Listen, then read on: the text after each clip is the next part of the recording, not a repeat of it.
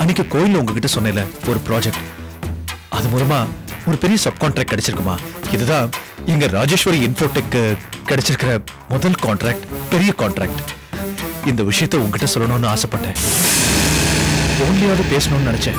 ஆனா இங்க உன்னை பாப்பேன்னு நான் கொஞ்சம் கூட எதிர்பார்க்கலமா. ரொம்ப சந்தோஷம்பா, கேட்கவே பெருமையா இருக்கு. உங்க அப்பா மாதிரி நீயும் திறமைசாலி, அதனாலதான் அது உனக்கே கிடைச்சிருக்கு. என்னம்மா நான் இவ்வளவு சந்தோஷமான செய்தியை சொல்றேன், ஆனா உன் முகத்துல சந்தோஷத்தையே காணும். அப்பா ஏதாவது திட்டினாரா? அதெல்லாம் ஒண்ணும் இல்லப்பா. நீ போட்டி போட்டு வாங்கின ப்ராஜெக்டுக்கு அபிராமி போட்டி போட்டு தோத்துட்டா. வீட்டுல வந்து சொன்னா. அப்பவே எனக்கு நல்லா தெரியும் உனக்கு அந்த ப்ராஜெக்ட் கிடைச்சிருக்கத நினைச்சு நான் ரொம்ப சந்தோஷப்பட்டேன். ஆனா உங்க அப்பா மகனுக்கு கிடைச்சத நினைச்சு சந்தோஷப்படாம மருமகளுக்கு கிடைக்கலையேன்னு வருத்தப்பட்டாரு. அவர் கூட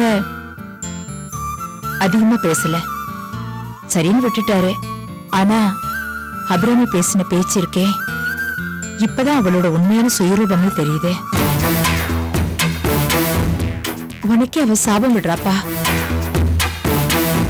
அவ சாபம் என்னமா, அதுக்கும் மேலேயே செய்வா.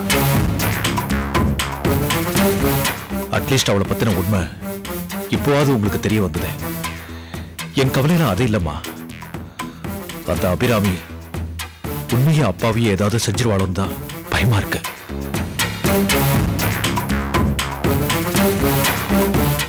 அபிராமி போற போக்கு எனக்கு புரியல. அவ எதை நோக்கி போற?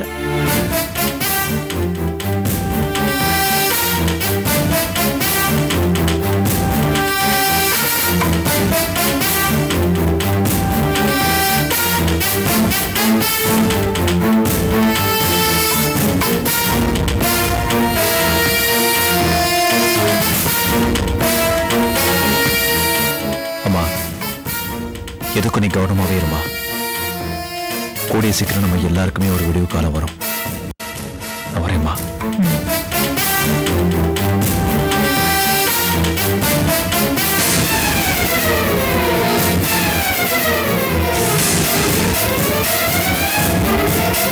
வணக்கங்க.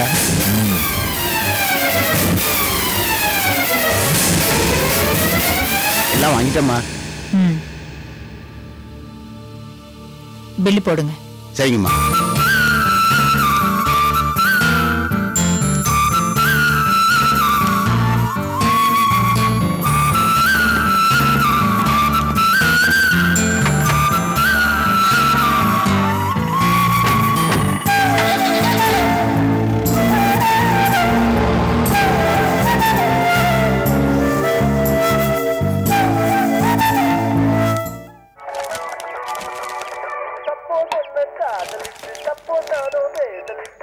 லைட்டா ஒரு டீ போடு.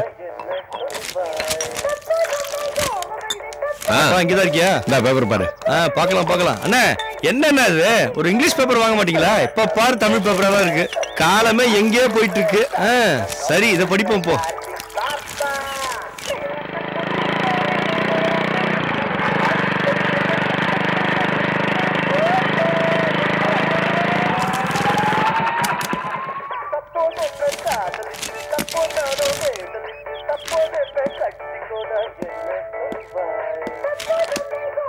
சார் டீ ஒன்று போடு.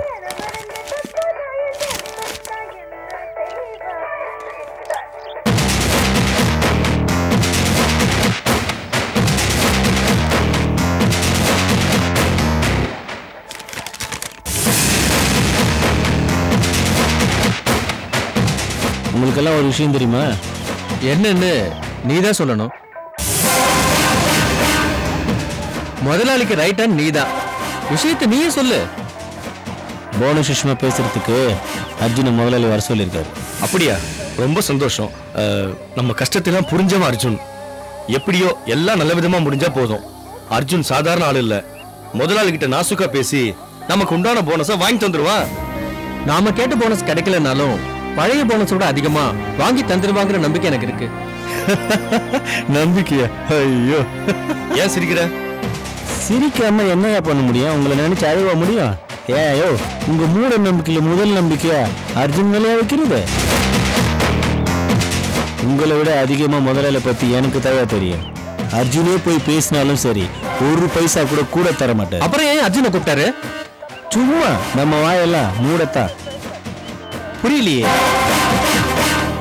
உங்களுக்கு எல்லாம் புரியுற மாதிரி சொல்றேன். நம்ம கேட்ட போனஸை கொடுத்தா அதிகமான அமௌண்ட் செலவாகும்.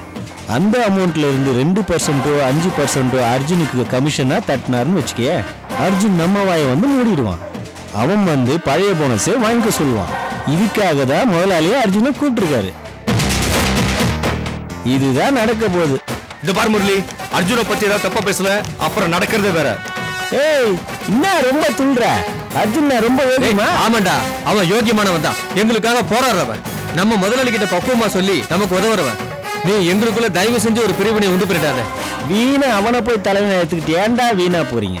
கடைசியில நான் சொல்றதுதான் நடக்க போகுது. வேணாம் முரளி, எப்பவுமே அர்ஜுனுக்கு எதிராகவே நீ பேசிக்கிட்டு இருக்க. முரளி, ஒருவேளை என்ன வேலைக்கு சேர்த்துதான் தப்பா சொல்றியா? நீ சொல்றதுதான் தப்பு. பெருசு, கொஞ்சம் சும்மா இருக்கிறியா? முரளி சொல்றதுல நியாயம் இருக்கதான் செய்யுது. நம்ம போனஸ் கேட்டதுக்கு மூஞ்சி அடிச்ச மாதிரி பேசின முதலாளி இன்னைக்கு அர்ஜுனை மட்டும் தனியா வர சொல்றாருன்னா அதுக்கு என்ன அர்த்தம்? ஏதோ மர்மம் இருக்கு. கரெக்ட். நீ ஒரு ஆள் தான் அர்ஜுனை பத்தி நல்லா புரிஞ்சு வச்சிருக்க. மாடா பசங்க வீணா போறாங்க. ஏய், யாரா வீணா போற? நீதானே வீணா?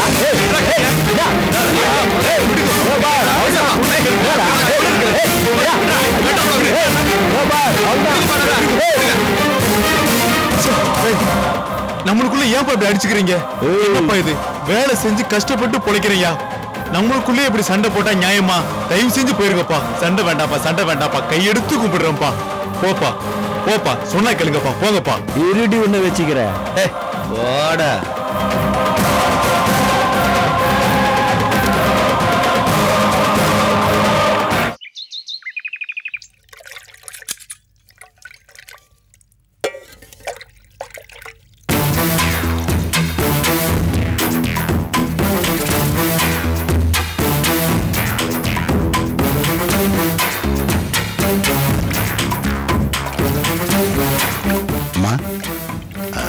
உங்ககிட்ட ஒரு முக்கியமான விஷயம் சொல்லணும்னு வந்தேன். நான் வேலையா இருக்கேன்ல, அப்புறமா பேசிக்கலாம். அது மட்டும் இல்ல, இப்படி அடிக்கடி என்கிட்ட வந்து பேசுறதே தப்பு. அம்மா, நீங்க கோவப்பட்டாலும் சரி, இல்ல என்ன தப்பா புரிஞ்சுக்கிட்டாலும் சரி, எனக்கு தெரிஞ்ச இந்த விஷயத்தை உங்கள்கிட்ட சொல்லனா எனக்கு தலையே வெடிச்சிடும் போல் இருக்குமா? ஒரு பெரிய பிரச்சனை இருக்குமா? என்ன சொல்லு. அம்மா, கொஞ்ச நேரத்துக்கு முன்னாடி நானும் பெரியம்மாவும் கடை வீதிக்கு போயிருந்தோம் இல்லைங்களா? ஆமா, அதுக்கு என்ன இப்ப? அங்க நம்ம முதல்ல ஐயாவும் நம்ம டிரைவர் நாராயணனும் வந்திருந்தாங்க. அம்மா, அம்மாவும் பிள்ளையும் உங்களை பத்தி கண்ணான்னு பேசினாங்க. உங்க தலைய உருட்ட விட்டுனாங்கம்மா. இப்பதாம்மா தெரியுது மதன் ஐயாவுக்கு உங்க மேல எவ்வளவு கோபம் இருக்குதுன்னு. அங்க என்ன நடந்தது தெரியுமா?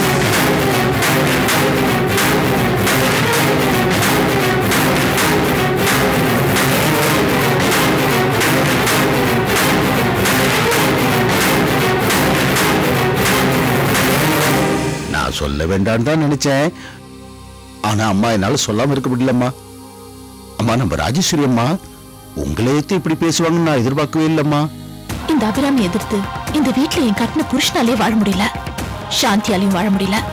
என்னை எதிர்க்கிறவங்க யாருமே இந்த வீட்டுல வாழ முடியாது. அது என் மாமியாரா இருந்தாலும் சரி.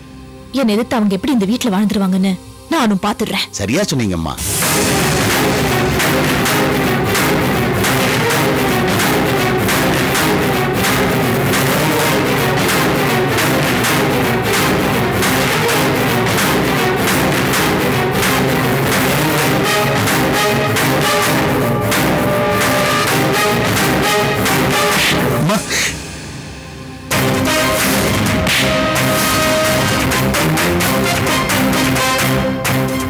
ஏண்டா நன்றி கேட்டவனே, மத்தவங்கள பத்தி போட்டு கொடுக்கறதுக்காக தான் நீங்க சம்பளம் வாங்கிட்டு இருக்கியா? அம்மா, அது வந்து இது. போ, இங்க இருந்து போ.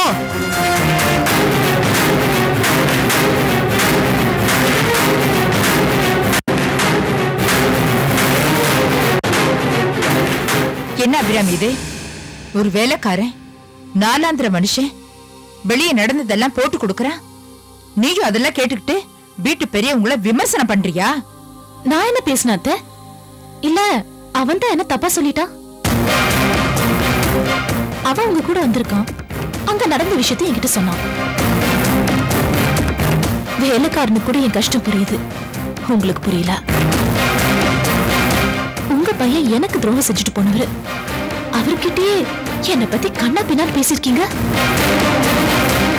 அவர் உங்ககிட்ட என்னை பத்தி பேசும்போது அபிராமி அப்படி இல்லைன்னு ஒரு வார்த்தை சொன்னீங்களா?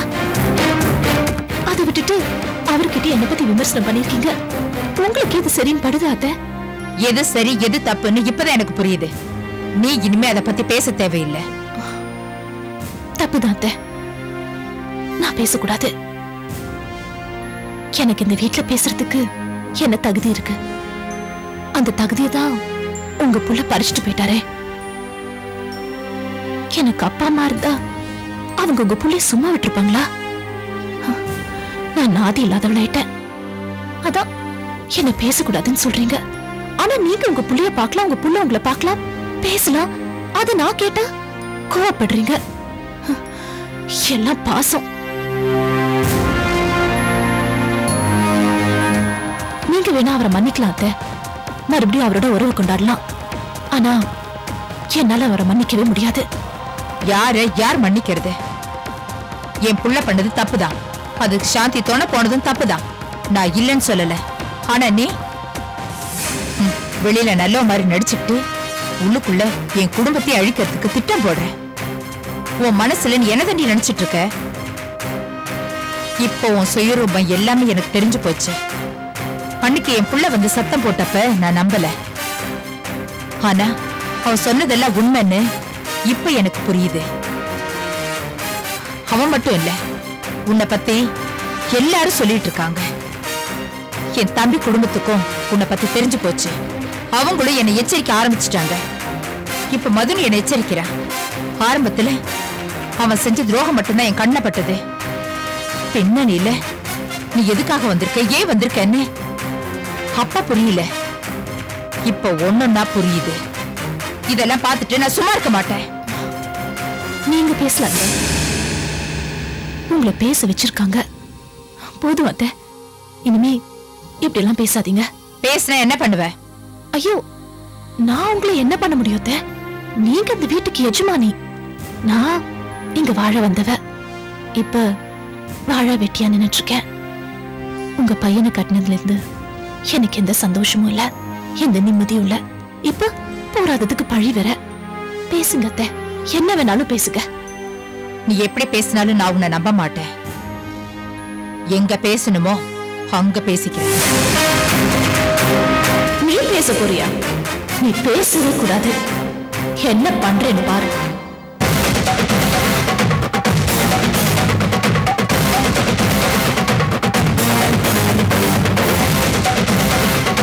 பாருங்க, எல்லாரும் கொஞ்சம் அமைதியா இருங்க. நீங்க நினைக்கிற மாதிரி எந்த பிரச்சனையாவும் இருக்காது. எம்டி ஸ்ரீனிவாசன் சார் பேச்சுவார்த்தை கூப்பிட்டிருக்காரு. நான் உள்ள போறேன், போய் பேசலாம். என்ன சொல்றாருன்னு பாப்போம். அவரு நிதானமா பேசக்கூடியவர் தான். எதுவா இருந்தாலும் நம்மளுக்கு சாதகமா ஏதாச்சும் முடிவு கிடைக்குதான்னு பாப்போம். அர்ஜுன், எந்த காரணத்தை முன்னிட்டும் அவர் இப்ப தர போனஸ் தானே சொன்னா நீ ஒத்துக்கவே ஒத்துக்காத. அப்புறம் நாம ஸ்ட்ரைக் நோட்டீஸ் கொடுத்ததுக்கு அர்த்தமே இல்லாம போயிடும். ஏதாவது கூடுதலா கொஞ்சம் வாங்கியே தான் ஆகணும். எல்லாரும் கொஞ்சம் பொறுமையா இருங்க. நம்ம பதட்டப்படாம அஹிம்சை முறையில மூவ் பண்ணுவோம். கண்டிப்பா நான் உங்களுக்கு எல்லாம் சாதகமா தான் இருப்பேன். உங்களுக்கு ஒரு நல்லது நடக்கணும்னு என்னோட பொறுப்பா போராடுறவங்க வேற யாரும் இருக்க முடியாது. நான் போய் பேசுறேன். பேசி உங்களுக்கு என்ன தேவையோ அதை நான் கண்டிப்பா வாங்கி தரேன்.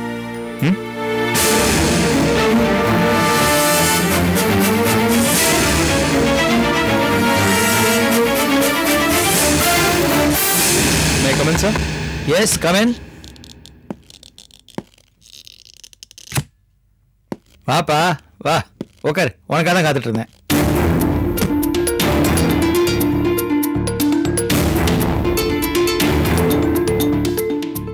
இந்த அர்ஜுன், இது இது இது மூணும் கடந்த 3 வருஷத்துக்கான audited balance sheet with all supporting documents. இந்த மூணும் இந்த வருஷத்துக்கான trial balance, partly audited. Check பண்ணு, இங்கே பாரு. தேவைப்பட்டா எடுத்துட்டு போய் பார்த்துட்டு வா. இதெல்லாம் எனக்கு எதுக்கு சார்? நீ பாரு, எல்லா ஃபிகர்ஸையும் ஸ்டடி பண்ணு. அதுக்கப்புறம் நீயே ஒரு முடிவுக்கு வா. அவங்க கிட்ட எடுத்து சொல்லு. உன் வார்த்தைகளை அவங்க நம்புவாங்க. சார், ஏன் நம்பிக்கைங்கிறது வேற, தொழிலாளிங்க கோரிக்கைங்கிறது வேற. நீங்க போனஸ் அதிகமா தரலன்னா கண்டிப்பா உங்க ஸ்ட்ரைக்கை வாபஸ் வாங்க மாட்டாங்க. ஐசி. சரி, ஒண்ணு பண்றேன். ஒரு 1/2% எல்லாருக்கும் கூட்டி தரேன். இதுக்கெல்லாம் அவங்க ஒத்துக்க மாட்டாங்க சார்.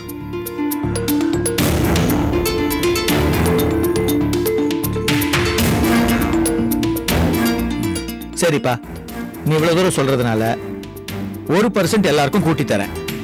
என்ன சார்? அர்ஜுன், போப்பா, போய் அவங்க கிட்ட பேசி அவங்கள கன்வின்ஸ் பண்ண பாரு. சார், உங்க நியாயம் எனக்கு புரியுது. ஆனா அவங்க புரிஞ்சுப்பாங்களா இல்லையான்னு எனக்கு தெரியல. நான் முடிஞ்ச வரைக்கும் பேசி பார்க்குறேன். அவங்க என்ன சொல்றாங்களோ அப்படியே வந்து உங்ககிட்ட சொல்றேன். ஆனா நீங்க என்ன தப்பா நினைக்க கூடாது. நினைச்சுக்க மாட்டேன். ஃபைல்ஸ் நான் உங்களை நம்புறேன் சார். தேங்க்யூ.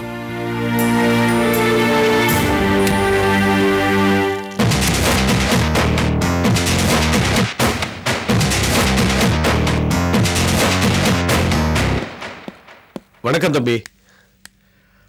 வணக்கம் சண்முகனே, சொல்லுங்க. தம்பி எங்கேயோ அவசரமா போய்கிட்டு இருக்க மாதிரி தெரியுது. தம்பிக்கு எப்படியாவது நன்றி சொல்லணுங்கிறதுக்காக தான் அந்த கூட்டத்துல இருந்து நான் தனியா வந்தேன். இந்தாங்க. என்னது இதெல்லாம்?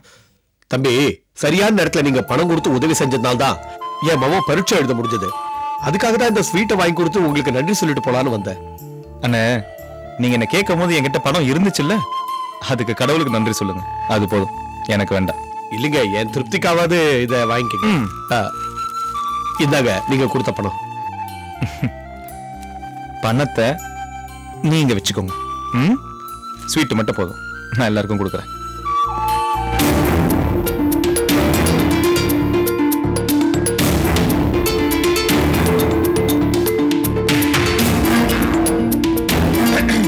நான் முதலாளி கிட்ட பேசிட்டு வந்துட்டேன்.